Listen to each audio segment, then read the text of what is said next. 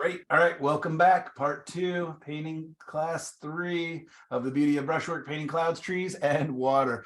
And we actually, during break, we're having a great little discussion about how we use our photo references as kind of a jumping off point, and how we're constantly tweaking them and moving them. And I was sharing painting that I did, as well as the photo reference, which I think I already got rid of, and just showing the changes that that I had made to the reference. And this one, it was pretty subtle, but in other ones, it's really, really big changes. And in fact, here's another example of one. This is an album cover, actually. Oh, wow. Wow. And for those of you who live in Oregon and have been out to Seaside, and then on the way to Astoria, there's a funny little castle type pizza shop. And then right past that is this beautiful view looking out over the, as the fresh water enters the ocean there. And but it's all pine trees. And what I did is I took the photo literally from my car. I liked the sunset and I liked the movement, but I didn't want the pine trees. So I just changed all my trees to being deciduous. You know, I love dome shapes. I'm not a big, huge, funny thing living in Pacific Northwest. I don't really love the sharp pointiness of pine trees that much, but I love the domes of oak trees and other types of bushes. And to me, that represents safety and like an umbrella-like form of protection.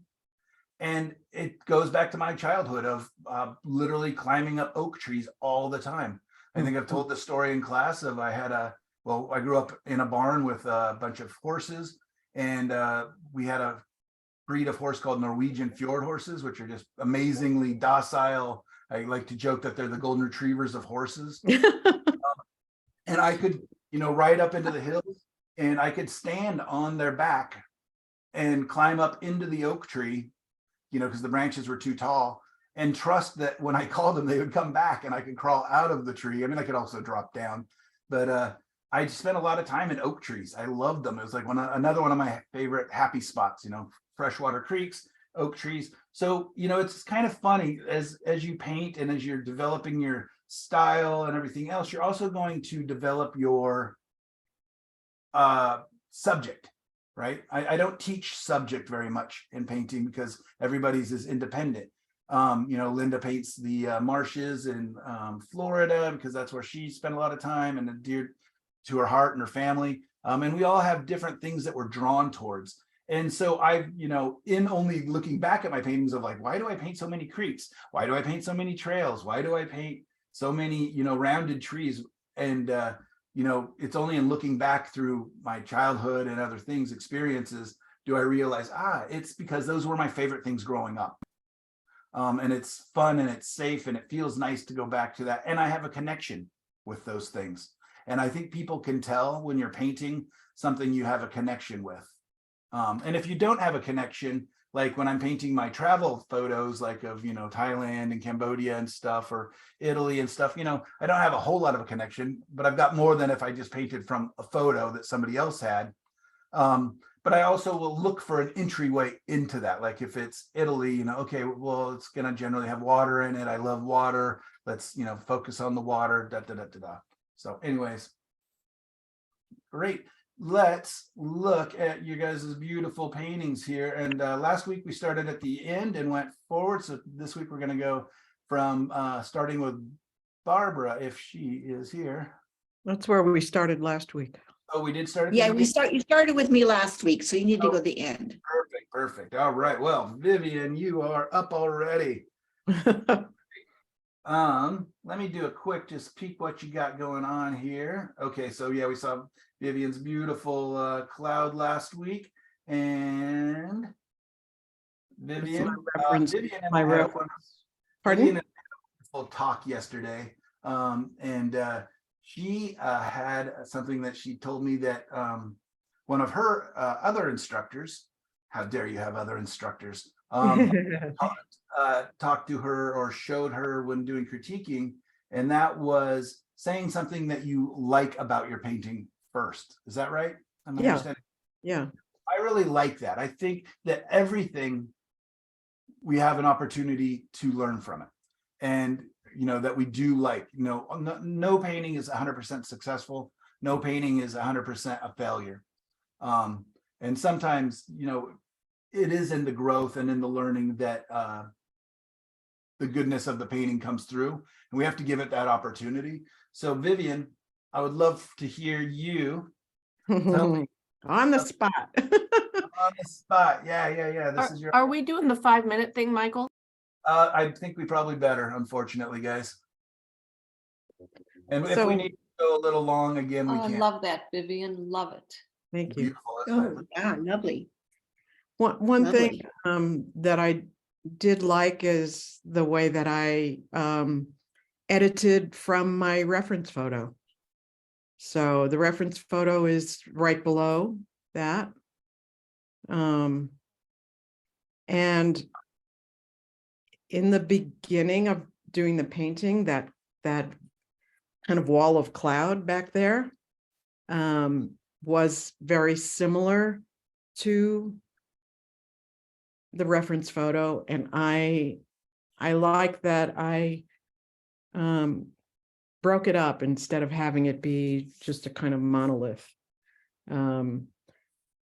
I would have liked to maybe not have those highlighted parts of that area be as regular.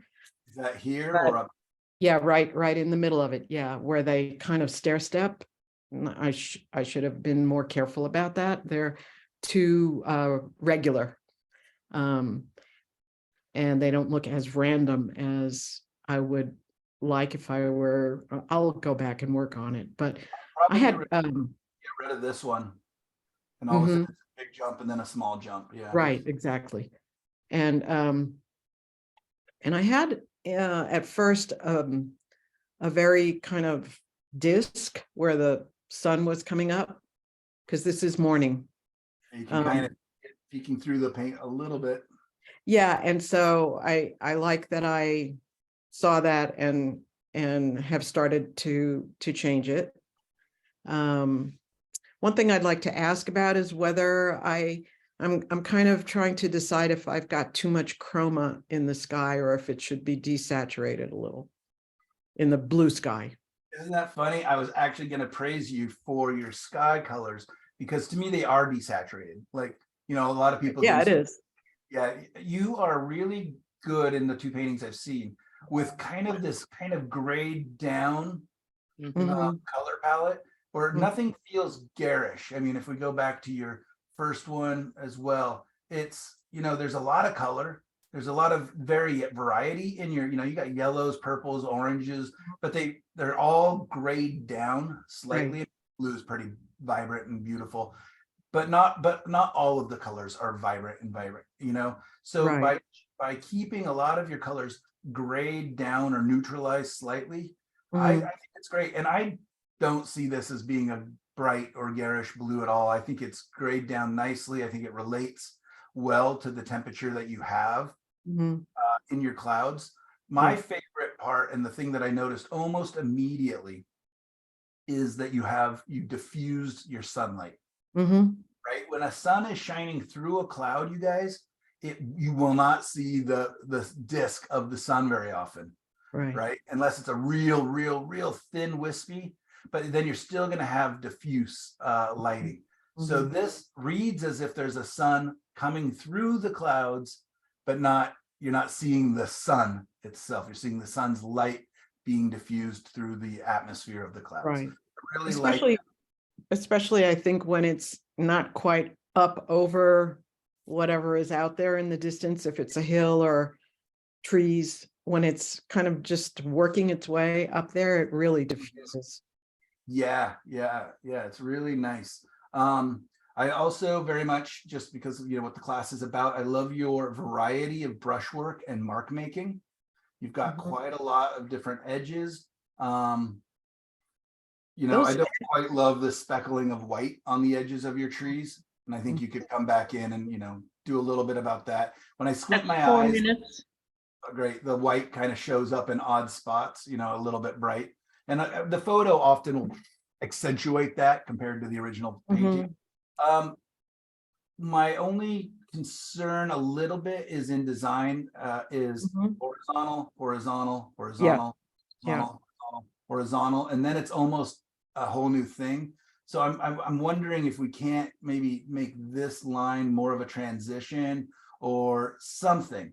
Yeah. It doesn't Yeah. bother me a lot, but I think that there could be a transition between angles and horizontals. And I mean, you do have this nice angle here that counters this angle. But The- yeah, The, there is actually not water out there. I don't know what that was in my photo. The trees, were all blocked in with, palette knife, and I liked the way 5 minutes. it looked, and so I didn't change it, you know? no, but- it's like water and it's convincing. I wouldn't Yeah. change it. The thing I might do is make it a little brighter under the sun and less bright.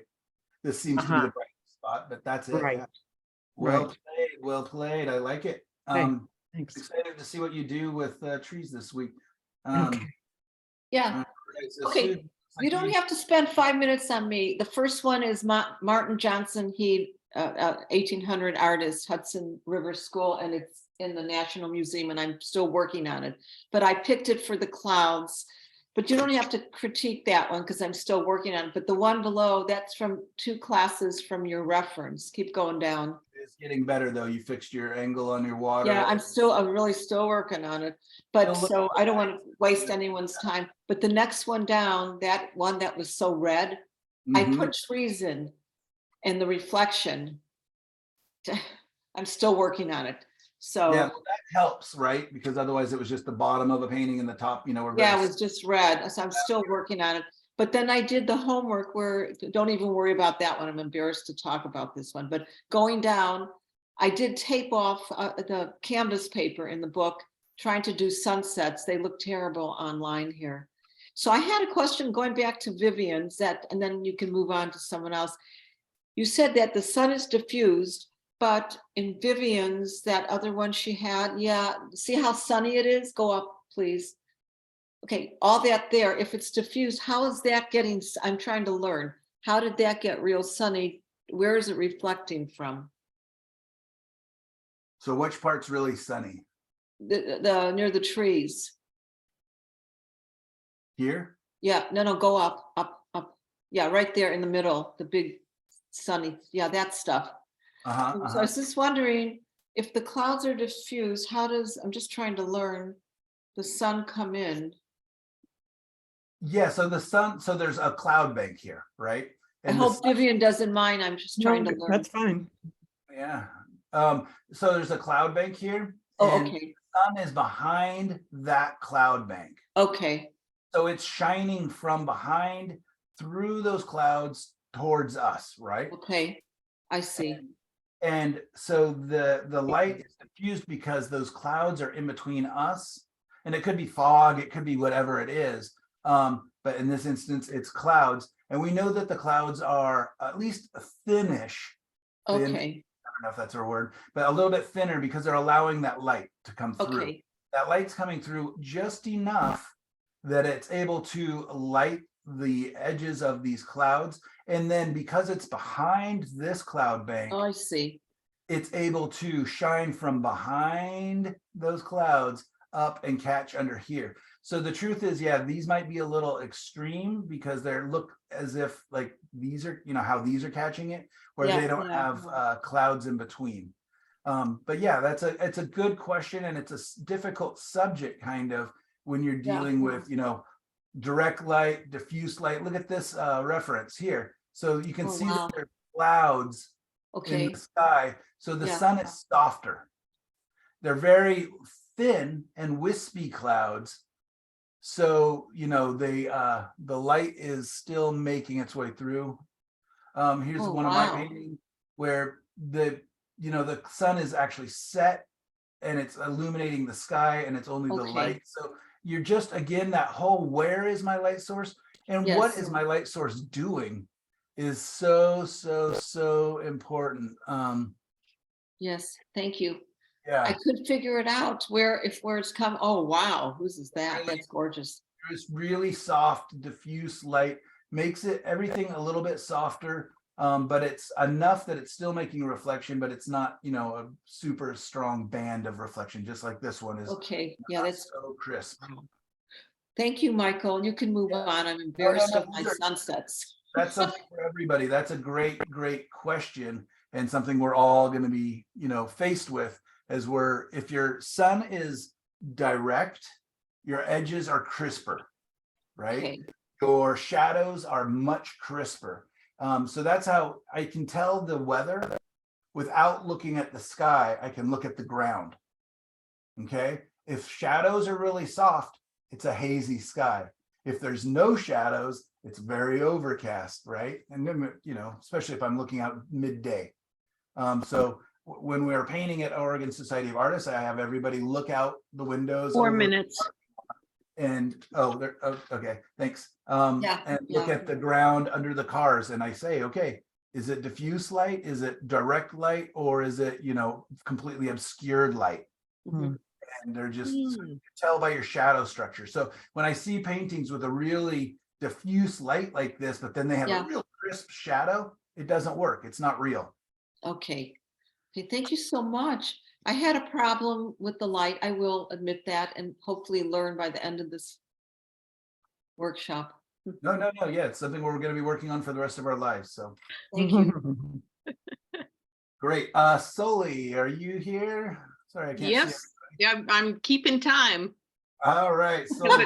I just jumped in, but I'm, a warning, I'm not going to be here next week, so Uh-oh, somebody so else we can need to, volunteer. really be mean to you this week then, huh? Yeah, exactly. So the All top right. picture is the one from your last class that I finally finished up, so I just put that in. But Oh. the one that was my attempt at a sunset is down below.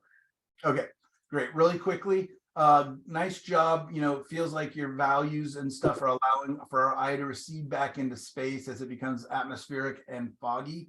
I would still play up your edge quality, softening up some of these edges as you're going back into the fog as well. And some of these trees really get diffuse. Other ones have really crisp edges still. And that's kind of ruining your illusion a little bit. So you have to kind of treat, if it's in fog, it's in fog. Okay. So just looking at that a little bit. And then we're going to talk about this in trees a little bit. But do you notice anything kind of interesting about these branches compared to real life? Yeah, but I struggle with those. They look like a third grader did them. You said it, not me. I know, exactly. but and believe me, I went back and worked on it and it still didn't come out. So So here's what's going on is you've drawn a tree trunk and then you have branches coming off the left of the tree and to the right of the tree. mhm. But what about the branches that are in front of the tree and behind the tree? Mm. It's Mm. tricky, I know. And I remember like literally being at University of Oregon and one of my first examples of painting outdoors and just like, what am I seeing? How does that work? This almost looks like a cross section of like a brain or something like that. You know what I mean? Like you see those slides where everything is one way or the other. And I'm not picking on you. I am picking on you, Sully. But It's okay. This is all illustrative. but this is something we all deal with. And so it's Okay. imperative that we kind of look at how do we create the illusion, the idea of branches being in front of the trunk, right? Mhm. And you do kind of have it, throughout. So once you solve for that a little bit, it's Mhm. going to be pretty big change. The other thing is in our notes about the painting trees. I'm bringing it up real quick here. Microsoft Word is opening as slowly as possible. Okay. So in the notes, it talks about this, and I want you guys to all look at this very consistent trunk and very consistent branches. Mm. Yeah, I heard that I was too nice in my critiques, so I'm making up for it fully on Sully here. I'll send Notice, you the bill later. yeah, the counseling. Yes, exactly. Okay. Uh, um, here we go. So I'm reading it literally from the notes I sent out in the email. Notice how the trunk and branches taper from the ground. Trunks and branches will usually get lighter in value and less saturated in color as they taper off. This Mm. is one of the most important things to capture when painting a tree. So they're darker, usually towards the base. They're also wider. These would make beautiful poles. 'Cause Yeah, they're telephone so- poles. Yeah, they're very even. And these would make nice poles too. And so it is tough, especially if you're using brushes that We're 4 minutes. Yeah. okay, great. Brushes that don't make fine detail. But Mhm. this is when I will use my liner brush, or will turn my flats to their side to make these, and maybe just be painting on my flats just on the corner. And I will show you when I get up to the easel if you remind me. Yeah, just remind me when I get there to show you how to do trunks and trees really quickly. Not how to do it, but Yeah. one way to do it. Perfect. All right. Sounds good. You are tough. I don't hear any swearing at me under your breath yet. Good. I appreciate it. And your sunset, I mean, truly, and maybe the whole diffused edge quality isn't something that's a part of your style too much. Let me know if you like very graphic paintings, or do you want to do more hard edge, soft edge, and all of the different edges in your painting? Yeah, I'm not sure I can answer that. I think I do kind of like the more abstract at some level. Mhm, mhm. But I'm really trying to learn the opposite. So anyway, we're at 5 minutes. So All right, well played. This is nice. I mean, your colors are great. Your grays, the gray blue is just beautiful, and I love how it plays against the warm orangey peaches. Yeah, so what I'm going to challenge you, no matter what, even if you had told me, you know what, Mike, I only like graphic, propaganda style, communist hard edge paintings, or whatever it is, I only like, the really crisp edge. I'm gonna ask that you really look, and you do have some diffused edges here, but that's gonna be your homework for this semester, is looking to edge quality, and where can I really soften, where can I have in between, and where can I do that, and that will really help a lot of this relate better. It's not easy. It is not easy, and it's something that you'll be working on well beyond this semester. But I think that your paintings, you're definitely good at design. You're good at just a lot of the structural side. I think right now that will open up a lot of avenues for you. I'm okay, going to thank do a you. stop share really quick and grab my reference really quick.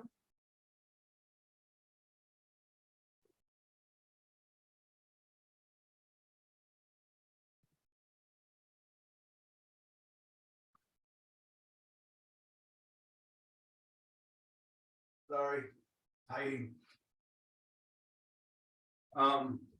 So in a previous class, dealing with where it was just called brushwork versus painting clouds, trees, and water, I actually had the students do, the 4 squares. So I had the very crisp, hard edge, very graphic quality. And this kind of reminds me of your paintings right now, Sully. Is this kind of very, yeah, it's graphic. It's fine. There's lots of amazing painters that do their whole careers with a graphic style. So that's why I was asking you. I don't want to take your style from you, or anything else. And then you've got kind of crisp edges and soft edges, kind of a combination. This is probably closer to my style of painting.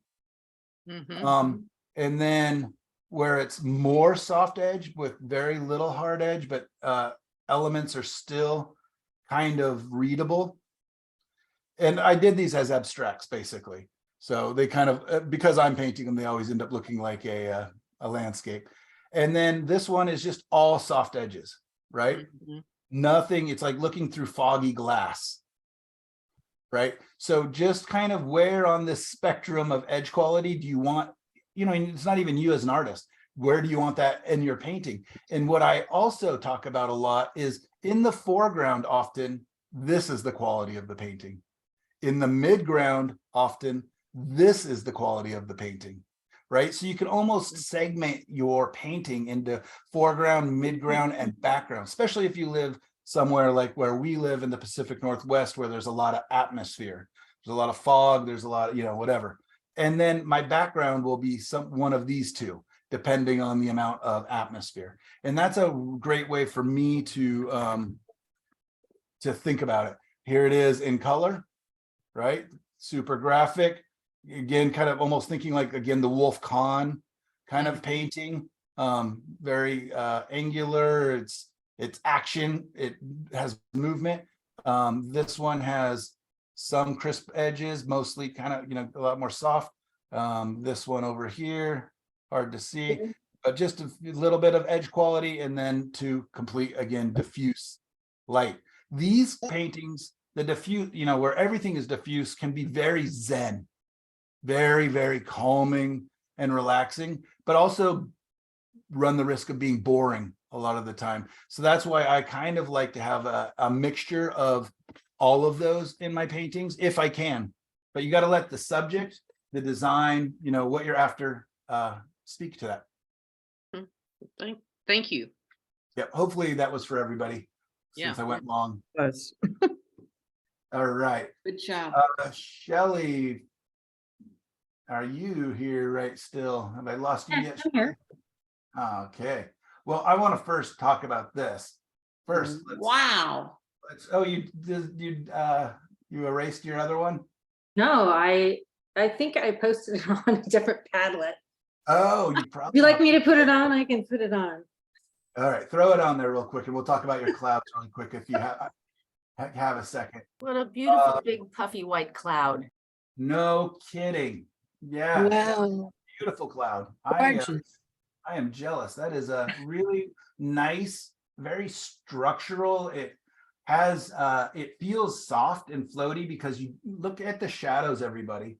They're not so heavy, not nearly as dark as here, right? If she put this dark into here, the clouds would just feel like they're about to come crashing down and crush all this landscape painting.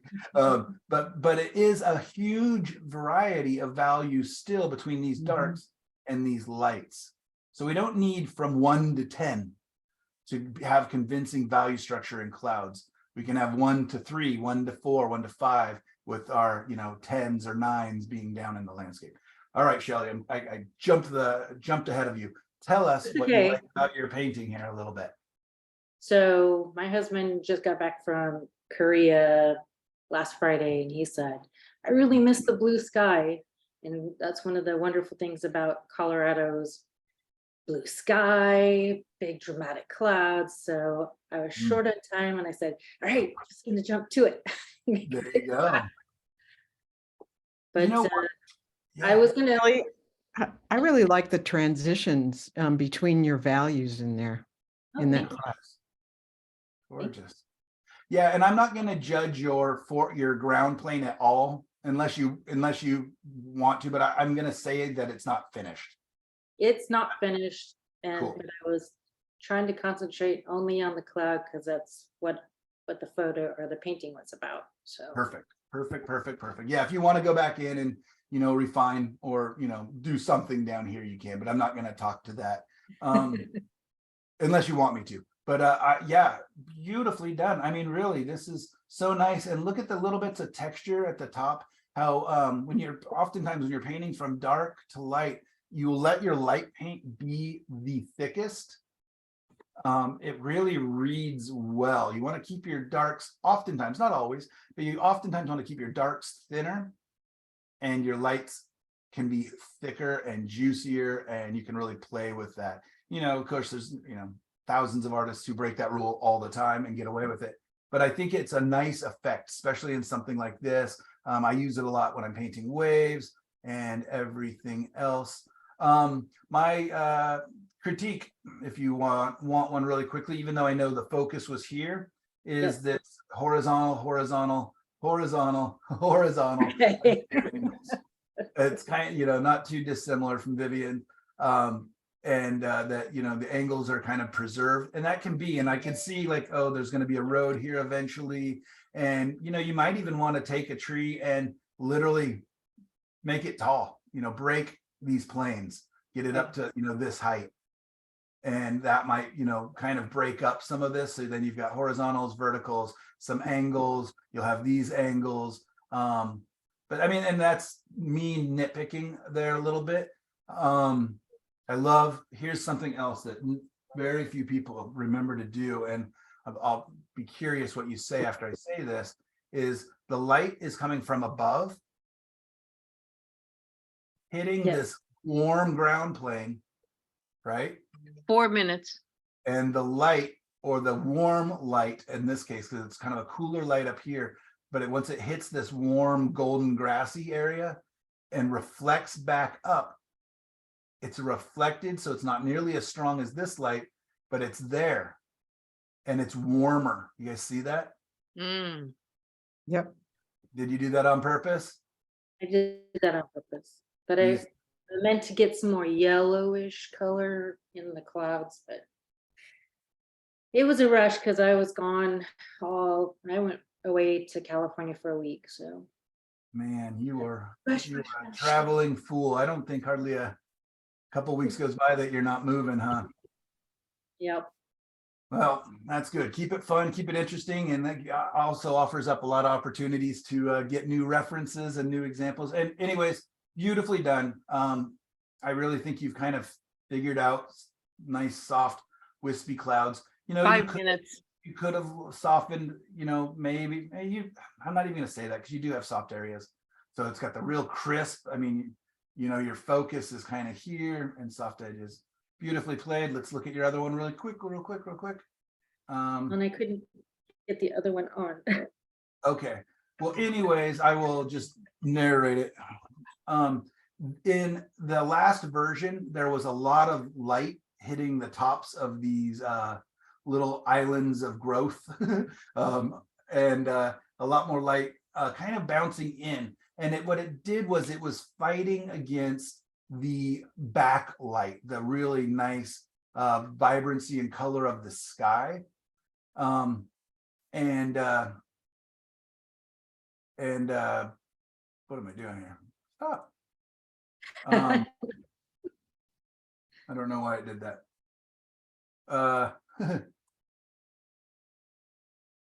That is a beautiful kind of twilight scene. Thank you. Sorry, I just had to reload the whole page. Oh, no. Yeah, I want to go to Padlet and glowing color. This is our last class. And I'm going to run over to Shelley.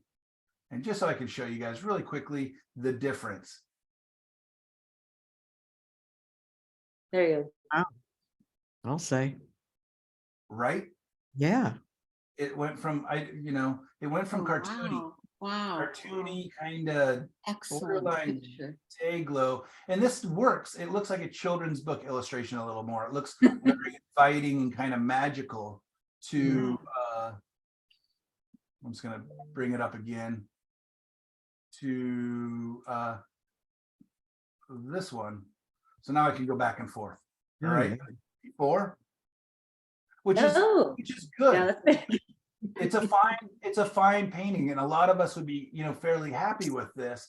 But it doesn't, for one, these, what I just said, Bella, about when in doubt, take it out, or, these things are weird.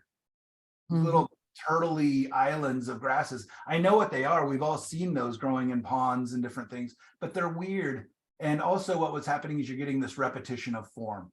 I just got done praising arches and dome shaped things, but too many, right? So you could go through and change all these and make them a little more something, or you can just minimize them and make them less attention grabbing. And, now we know what they are subconsciously, but it doesn't scream at us. Look at me, I'm a weird dome shaped island thingy. So anyways, really great job where less Yeah. is not only more, but it's way more. Less is everything in this. Thank you. Does anybody disagree? Does anybody like this version? And be honest. It's, Does anybody I like this them version both. better? What's that? I like the light version. You do like it better. I do. I like the light version. Okay. Both of them How- to how me big are these? breathtaking both. How big are these paintings and what size brush do you use? So that's the. I'm jealous of Kelly, that Shelley's question was for trees. you. Yes, I know. Uh. And I've got different kinds of brushes, but this was really, I had to go back and just glaze and be brave, so Shelley, All right. did you glaze to darken. Oh yeah, there we go. So you Jane? keep talking and now we can see it. That's so it's about a 16 by 20. I don't know. It's all right. It doesn't, but it's like an big 11, enough. 14? It is. 11 by 14. It's 12 by a 16. 16 by, 12 by Well. 16. yeah, 12 by 16. Great, nice size. Did you glaze down that whole area to darken it? Is that how you did that, or did you paint it over? No, I glazed over it, and Michael told me the color combination, and then I just made a big batch of it, and I had to do it twice because my little turtle shapes kept coming out, so. Those pesky What turtles. was the Really? color combination? What was the color combination that you used to tone that down? Yeah, I want to know. I have to go back in my notes, but it was ultramarine blue, a little earth red, and I can't remember if it was India yellow. I don't remember. That I would have have made it it in my really, notes. 'Cause I that was would have like, made it really warm. Probably Yeah. would be a touch of transparent earth red and ultramarine blue, because that way you can warm it and cool it accordingly. Otherwise, I would have suggested, but it's not as good for glazing because with the transparent earth red and the ultramarine blue, it's a transparent and a semi-transparent color, which makes it a good glaze. Otherwise, my typical way to make a dark color is ultramarine blue, cadmium red, medium, and lemon yellow, which means I've got two opaque colors and one semi-transparent, which makes a really lousy glazing color. You want, when you're glazing, you want to use transparent or semi-transparent ideally. Great, Yep. beautiful. I'm jealous of Shelley's trees. Look at the diversity, you guys. Look at all these forms. And again, I'm I'm not glad. seeing them. Oh, I'm sorry. I gotta go back to sharing me. How do I do that? Sorry, guys. Were those glazing colors done mixed and then glazed, or were they applied sort of separately onto the different areas of the painting? Mixed and then glazed, and then I just kept reapplying to the areas that were still feeling like they were jumping out at me. I even went over the houses. Yeah. The Otherwise, background. they would have looked like they would have been glow in the dark. Yeah. If they were that bright and everything else was that dark. It's a great tool, glazing. Because a lot of times we'll be painting a scene like this and we know, okay, dark and light, but then we look and we're like, oh, well, that's a white house. And all of a sudden, beginning painters will paint this white and all of a sudden it just like, oh, no, but it's in shadow in nighttime, or, it's not white any longer. Yes, the house is white, but the color of that house is no longer white. So if you were to do it again in the future and you wanted to, with that suggestion of the transparent earth red and the ultramarine blue, you could have pushed it, and I love what you have already, but you could have pushed more ultramarine blue into the dark and shadowy areas and a touch more of the earth red into the tops if you wanted to slightly warm them up. But I think that this works really, really well. Can I just say that after I did that, I was like, oh, I don't feel like my sunset is as dramatic. So I messed around with that as well. Yeah, absolutely. Yeah, no, and you can tell. Very good. I'm glad I gave advice and it worked. Thank you. Uh, I'm the one that said it was cartoonish to begin with, so I'm very grateful for your critique. Absolutely. And again, if this is, this is fine for a lot of people. Like, and if a lot of people would probably prefer this, like if you were trying to sell it, a lot of people would see this as cheerful and bright and inviting, whereas this is a little, whoops, I already went away from it, a little more gloomy and, some people could say, a little bit more scary because it's just dark. But Creepy. I personally find this to be much more realistic and convincing. So Thank you. anyways, Can I say something? please, of course. A little bit of critique, but I think that it can help. I think about this flowers Mhm, from. mhm. I would have taken away the most of them to make the picture more realistic. I think that's what does that the picture looks like a little bit like cartoon. Right. So in here in the reference photo, and I kind of agree, I just didn't want to talk about them too much, is you'll see that they're very messy and very irregular. And, there's density and then there's a couple spots. And I agree, I would probably have opened up at least one area of it and not have anything there. Because this does feel a little bit uninviting and like barbed wire fence a tiny bit, but it's also a little bit decorative, Mhm, a little bit like toll painting. I think that's the right word. mhm. Harking back to my Norwegian heritage there.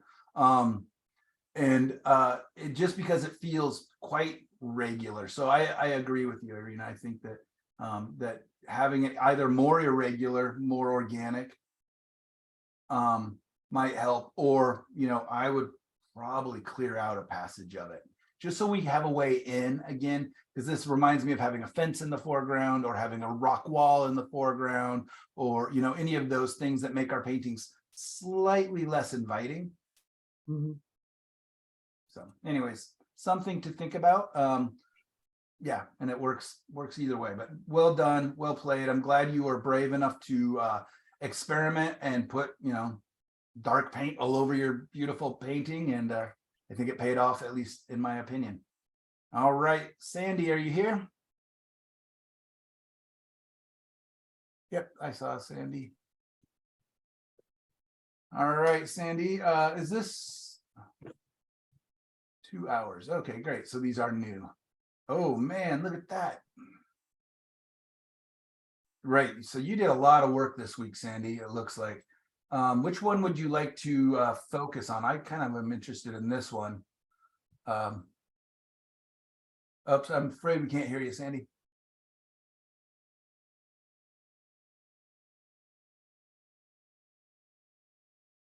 Still muted. I don't think I can unmute you. Hello. There you go. All right. Great. Yeah, go down one more. Mhm.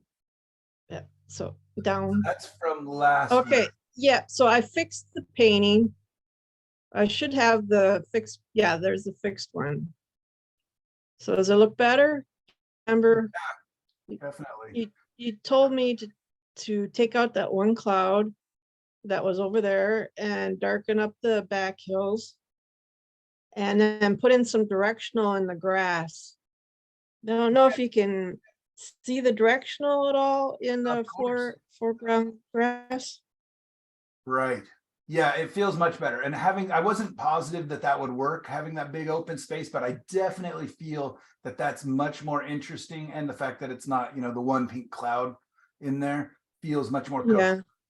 And yeah, and I Okay. want to be clear about the darker hill. It's actually, I just wanted it Uh-huh. blue and cooler. I just didn't want to have a warm hill, because that Yeah. warmth is what wants to come forward. Is that color Not the okay, or balance was so it much. too dark? Was it too dark, or is it okay? Oh, no, it's great. Yeah. See Okay. how it falls back into space? Yeah. No, Yeah. great. Okay, so Great. then move on up to the next one. Yeah, look at you. There you got your lightning in. All right. Yeah, we don't. Wow. see it up here. We don't, there we go, yeah. Yeah, I did what you said, was gone Google and looked up lightning, and it's amazing. It's like you can practically make lightning any way you want, and you don't have to have a steady hand because you need to have it squiggly anyway. So it can be any color, it can be purple, red, yellow, white. It's just amazing. You can have the light backlit in your clouds or just underneath like I got them. It's so fun. Yeah, lovely. And some of these are just so successful. Like this top right is such a nice transition and colors and stuff. This one seems like it Yeah, I got like that. a little bit muddy. I think if you revisited this and were able to get a little more paint on top of some of these areas. Yeah, actually, showing through. I'm gonna go over that one and totally do that different, because I'm gonna make it blue so it matches all the other ones, because it kind of sticks out. Michael, can you enlarge those at all? I can't, but I can download it. So then we can look at it. So anyways, then can we go on up to the next painting? Yeah, I want to say something about this before we move on. Okay. So I'm just going to go ahead and download it so we can zoom in.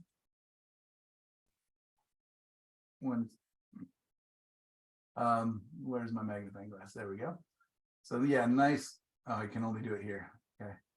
Nicely done on there. I like this. I like your warm light underneath. I love this transitions. This color scheme is really interesting with the gray blues and the warms. This one we're going to get back and fix.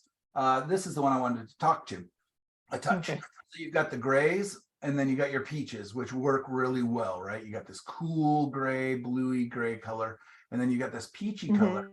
And then you added, just like I did, some yellow to create the idea of the sun being a little stronger through that peachy area, correct?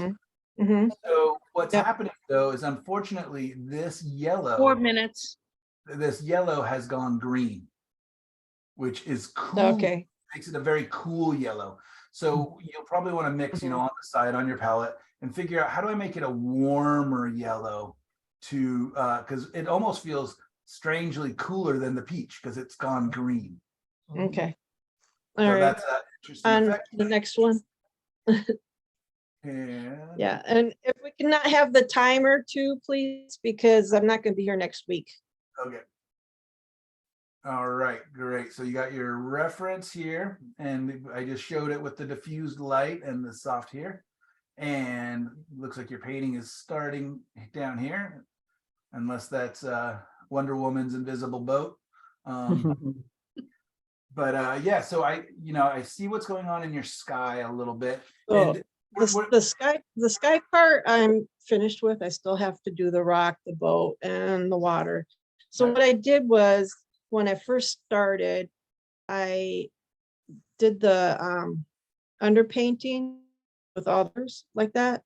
So to try to kind of 1 get minute. what I wanted. we'll go along. And then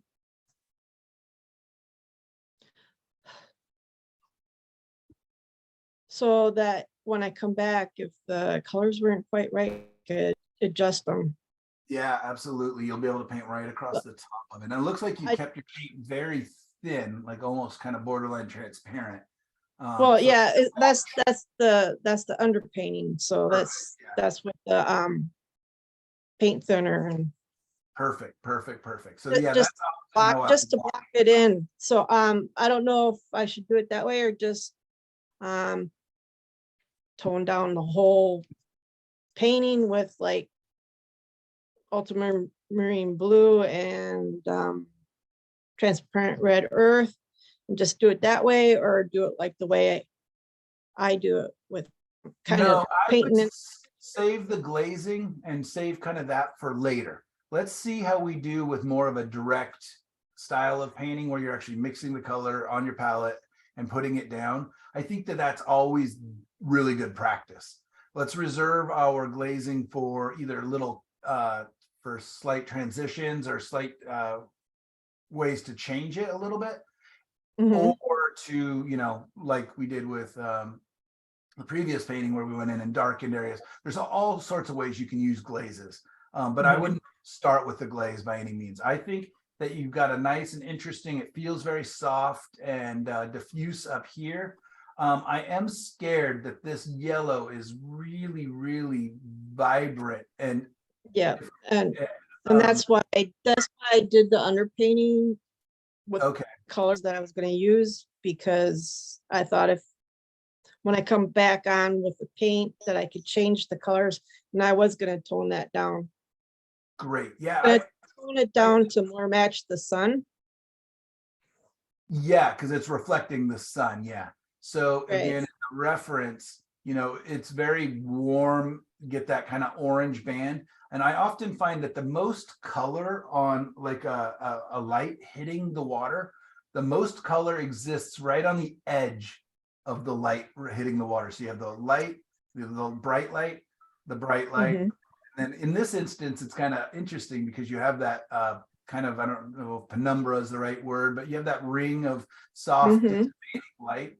And that's almost a very similar color to what's happening here on Mhm. the edges. And then it's important that I keep squinting my eyes to find out what's lighter, what's darker, what's, that's going to be just as important as having these vibrant, beautiful colors, is having your values read. And the truth is, I personally would probably darken my water a little more on the edges because it seems to Okay. be very consistent. But that's just how I would do it. Okay.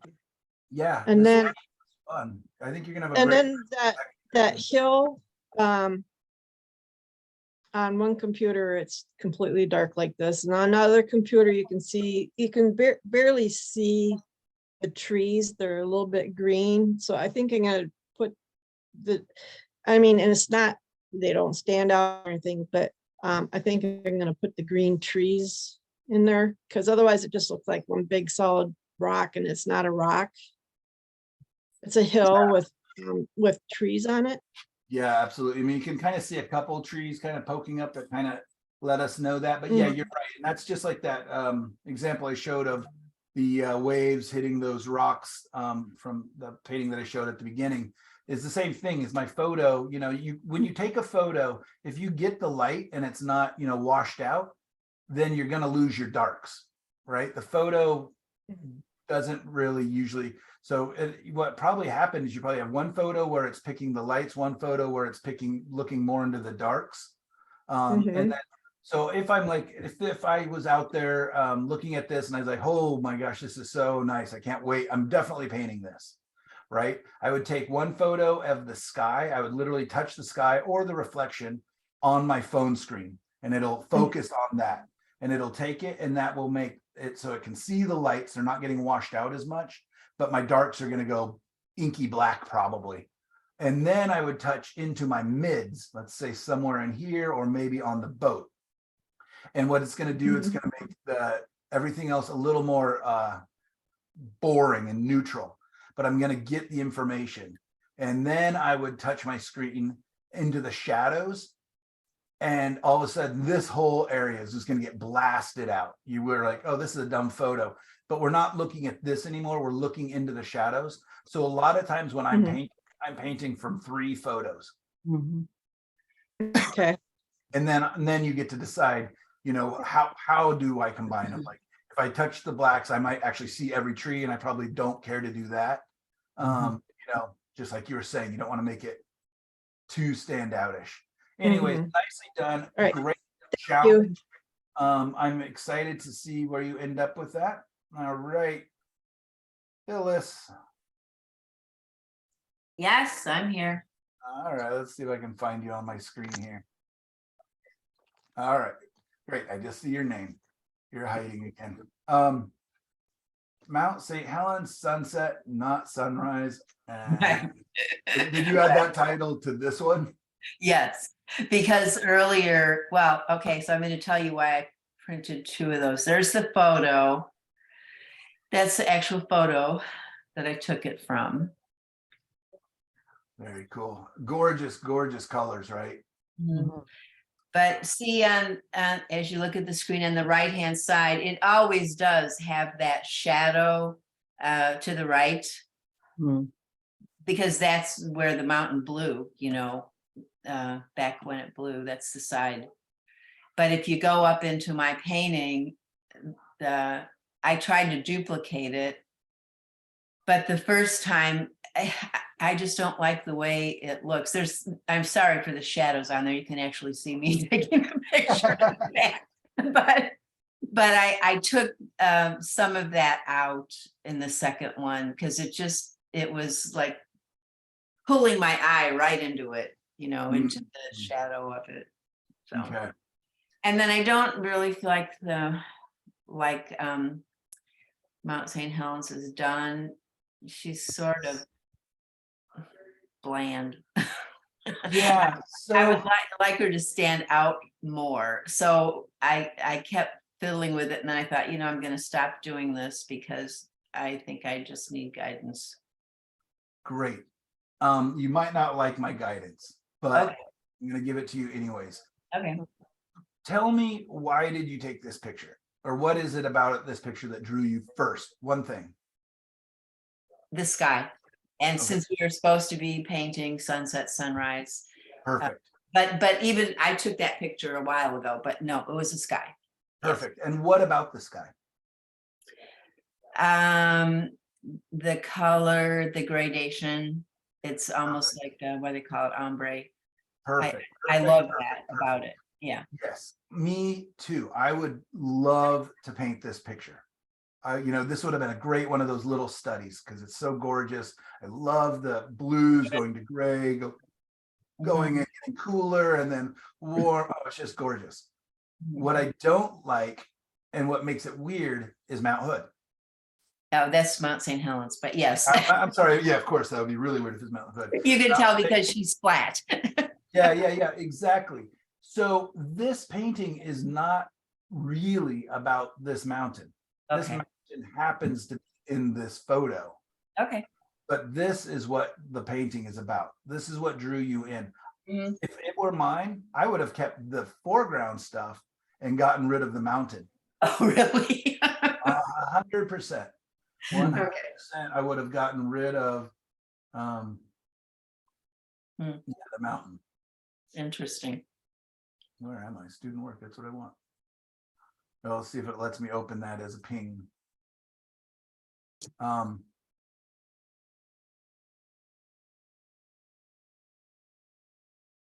going to try Express, even though I don't know what I'm doing.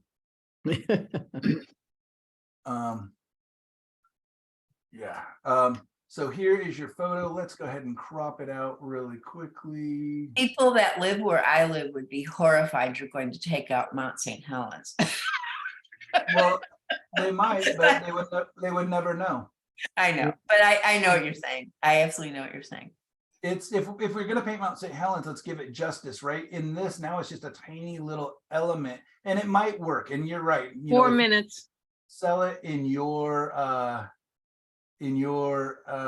neck of the woods, it would totally make sense. But if you want to open up the ability to sell this or share it or make it, I don't even know how to crop.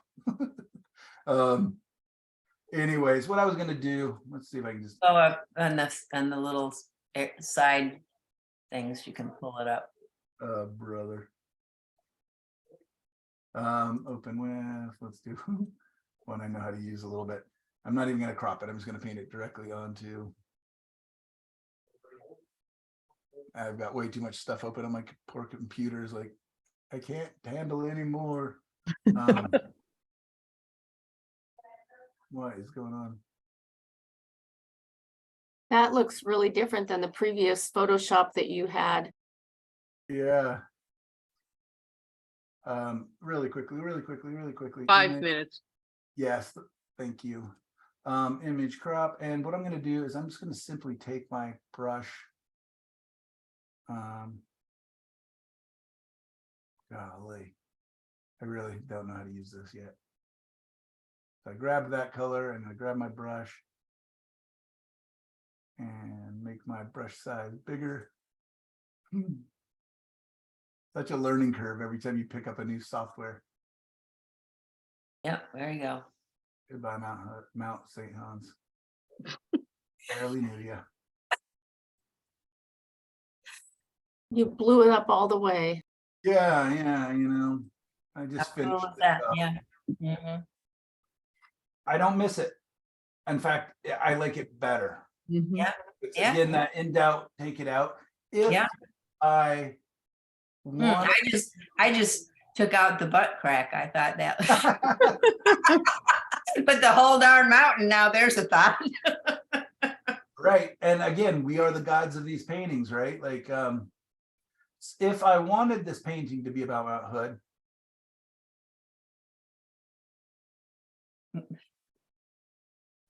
Then you take out the sky. Yeah. still got some sky, still got some beautiful color. Yeah. Still interesting. It's not a 50-50 split or anything. Yeah. So, I mean, there's variations, but truthfully, in your painting or in your painting of it, I can't get past that weird dome. Yeah. It's too light. Is it too light? I don't, yeah, it's weird. It's got a lot of gray in it though. And, it's and a not little white. bit of yellow too. And so it is that's my advice. And I, again, take it or leave it. And you're the one in it. But when you're painting something like when I paint Mount Hood, when you paint Mount St. Helens, it's an iconic thing. So a lot of times our paintings become icons. Right? It becomes about the thing, it's the baby Jesus, it's the Mother Mary, it's whatever it is, it's nice and centered, it's still and flat. So that's where I'm constantly going back and like, what is the subject? What drew me? Why did I pick this photo in the first place? Why did I take this photo in the first place? And it wasn't Mount Hood. I heard that in your talk. Mount Hood is there and it's a nice thing and it's an interesting thing. But truthfully, even in the photo, it's awkward. Okay. Great. Phew. All right, man. You guys asked for me and Mike, you're getting me and Mike. That's fine. I'm happy with that. That's Hey, fine. Michael, Yeah. sorry to interrupt. I have to head out, but if you wouldn't mind doing a critique after I've left, that would be really helpful. Sure. There would have been enough time, but we went long, so, and I have to go teach, so, Great. anyway. Actually, what I'll do is I'll start with you. I'm going to stop here. I apologize to everybody, but we are definitely going to run out of class here. I'm going to stop there and we'll start with Michelle next week and we'll continue on. So anyways, I can't, the 5 minutes is great, but some of these things are so important and so wonderful. And or maybe we can even stay after and talk a little bit. There's so much great work here, guys. I'm not discounting any of it. Beautiful, beautiful, beautiful. But I would love to get up and paint some trees. Hopefully you guys would agree. So great. And also come online, come on to Padlet. And I know there's a couple of you that write underneath, but I would love to get your guys' feedback and helping each other, helping critique each other. And critique's not a bad word, but helping give feedback and insights and ideas to people really helps your paintings as well. So if you guys don't mind maybe jumping on this next week for 5 minutes, 10 minutes, you don't have to talk to everybody, just pick a couple and do a little bit. That will be really helpful. And what I found when I'm being a little bit on the lazier side is I'll actually look at Padlet on my phone. And that way I can just talk into my thing. I can just push the respond and talk. And then it's a nice, quick, not very grammatical way of doing it quickly. So great. Lisa, will miss you. And thank you for being here. And sorry we didn't get to everybody's paintings. There's, so much. When I came on yesterday, there was only like 4 paintings. So you guys got busy after I sent out that email and everybody uploaded new work, which is great. So I am going to be focusing on 2 quick paintings. I'm going to do the subtractive style. I'm going to be looking for the form and the structure. And I'm going to be doing this one first. And then I'm going to be doing this one, but from the photo reference, not from my painting. Even though a lot of times when I do plein air and bring it indoors, I do like to actually work from my painting because then it's even one more step removed and I'm really starting to personalize things. So I'm going to work from this. So we're going to do those 2 paintings here. So let's go ahead and take a 5-minute break I'm going to stop the recorder and class will go long. If you're not able to stay with us, do not worry. The class will be recorded. And because it's I've broken it up into 3 parts, you'll be able to just jump in on the 3rd video. So great.